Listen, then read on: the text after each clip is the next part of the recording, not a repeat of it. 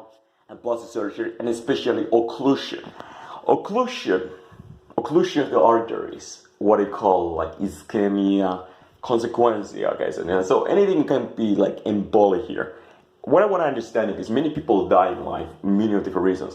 Here's kind of a focus is vascular occlusion here for emboli or some kind of material. It could be like in this case, example, material like thermofiller. That's what I'm doing. It's a more risky. It's a little risky. We understand here. But what I'm going to do is minimize the risk by understanding of the like my procedures. I always wonder myself, what is the biggest risk I have? I think it's always infection of some kind of agent. Usually in the skin, maybe there's some bacteria or virus which go inside there in the subcon, and therefore I get infection here. Maybe it's coming bacteria like as aureus, probably is one of the causation. And that is a big risk in my opinion. It's bigger risk than dermal occlusion here. And the question is here, am I able to really feel intra-arterial? Am I able to like tell what is intra-artery injection versus non-intra-artery injection here? Can I tell the difference? That is kind of a one question I want to ask myself. Do I know the difference here? The second question I want to ask, do I know what plane the injection goes? Is it going to dermis, subdermis, epidermis?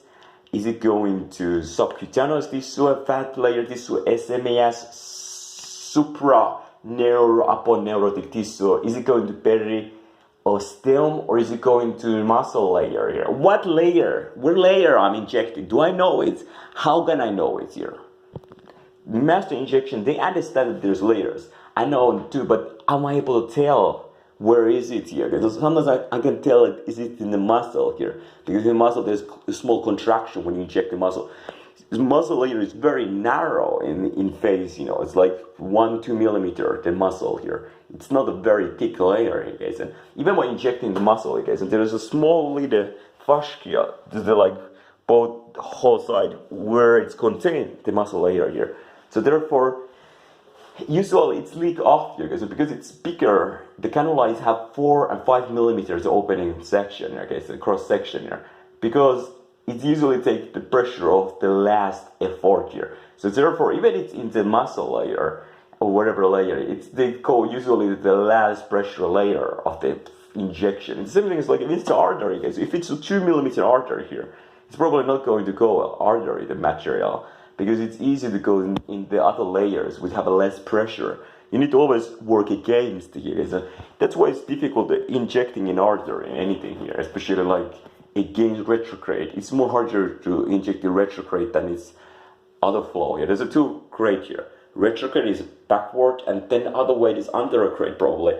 And it's like under anesthetic, superior, inferior, anterior. What is it here? Anterior, there's like occipital, frontal here. Anterior, and what is the opposite of anterior? I don't know, forget here, guys. Superior, inferior, anterior. Yeah, well, anyways, kind of a thing, understanding of the thing here, how the human body is here, guys. And so anterior is this frontal ridge here, occipital is back ridge here. Like a top ridge is always superior, inferior here. Then we're going to look at lateral layers, so like a right and left side here.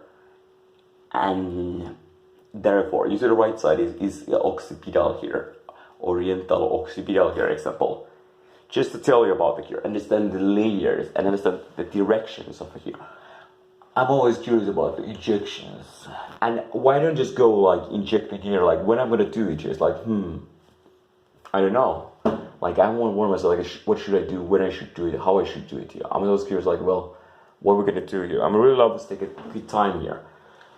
Don't do anything, guys. This kind of thing. I understand myself. So every time I inject, there's always risks like death, infection, arterial occlusion, etc. Guys, so those risks always happen. And what else there's risks? I don't know.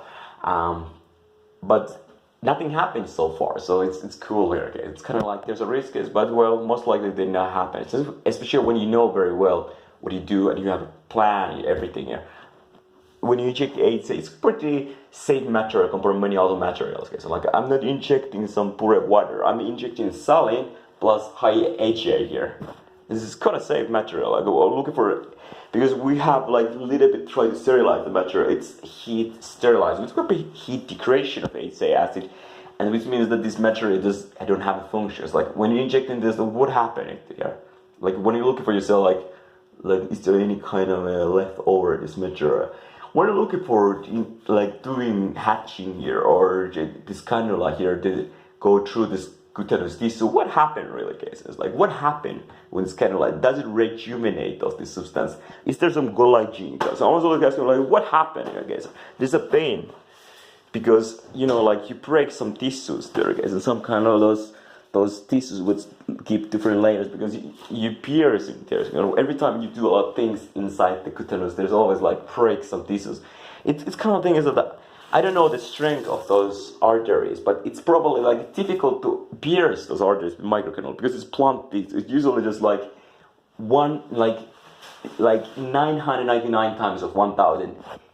It's the kind of microcanal don't penetrate puncture that artery, but instead it goes around. And same is neural tissue here. So if there's what is neural tissue? There's like just nerve here, nerve. So instead destroy the nerve. Nerve is even more stronger than artery here.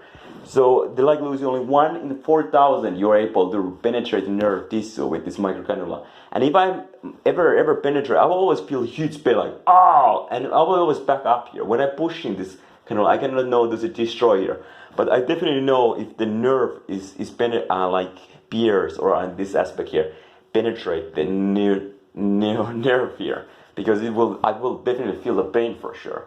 For sure. The same thing as arteries. They have a small field of here. So if I'm injecting inside the cannula and then pushing, I can feel the pain here already. There is a pain. There's a pain. When I inject myself, I can feel the pain. Like, whoa, this is abnormal, I guess. And I feel like I don't know. Did I ever in my life have to intra-arterial, like especially artery? I don't mean some small capillaries, but intra-arterial injection. I never in my life done intra-arterial injections, probably, or maybe. I only penetrate the artery here because there's blood. I never do intra-artery. And it's kind of difficult to do, actually, I guess, to be honest. Alright.